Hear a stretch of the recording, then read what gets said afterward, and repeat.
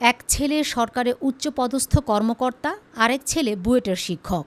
অথচ নিজের মেয়ের বাসার এক কোণেই ৭ দিন ধরে পচে গলে একাকার হয়ে পড়ে রইল জন্মদাত্রী মায়ের লাশ। রাজধানীর মিরপুর ১১ নম্বরের ৬ নম্বর সেকশনের একটি বাসায় ঘটেছে এই গা শিউরে ওঠা ঘটনা।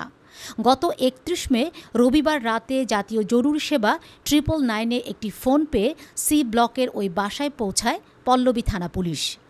ঘরের দরজা ভেঙে ভেতরে ঢুকতেই পুলিশের সামনে আসে এক বিভীষিকাময় দৃশ্য। বিছানায় পড়ে আছে ৭২ বছর বয়সী বৃদ্ধা নূরজাহান বেগমের পচা গলা মরদেহ। লাশটিতে এতটাই পচন ধরেছিল যে শরীরের বিভিন্ন অংশের মাংস ইতিমধ্যেই খুলে পড়তে শুরু করেছে। পুলিশের প্রাথমিক ধারণা, অন্তত ৭ থেকে ৮ দিন আগে এই বৃদ্ধর মৃত্যু হয়েছে। সবচেয়ে নির্মম এবং অবিশ্বাস্য বিষয় হল, নূরজাহান বেগম একা থাকতেন না, তিনি তার নিজের মেয়ের বাসাতেই থাকতেন। তবে মেয়ে থাকতেন ওই ফ্ল্যাটের অন্য একটি কক্ষে। দীর্ঘ ১ সপ্তাহ ধরে মায়ের কোনো সাড়া শব্দ না পেয়ে অবশেষে রবিবার একজন নার্সকে ডেকে পাঠান মেয়ে।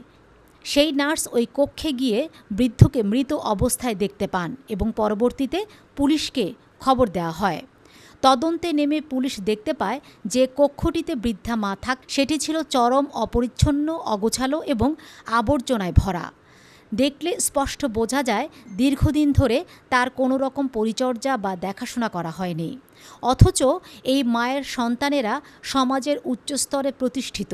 তার এক ছেলে সরকারের উচ্চপদস্থ কর্মকর্তা এবং আরেক ছেলে বাংলাদেশ প্রকৌশলী বিশ্ববিদ্যালয়ে বুয়েটের শিক্ষক। তারা সবাই আলাদা আলিশান বাসায় থাকলেও শেষ বয়সে মায়ের ভাগ্যে জুটেছিল কেবলই অবহেলা আর একাকিত্ব।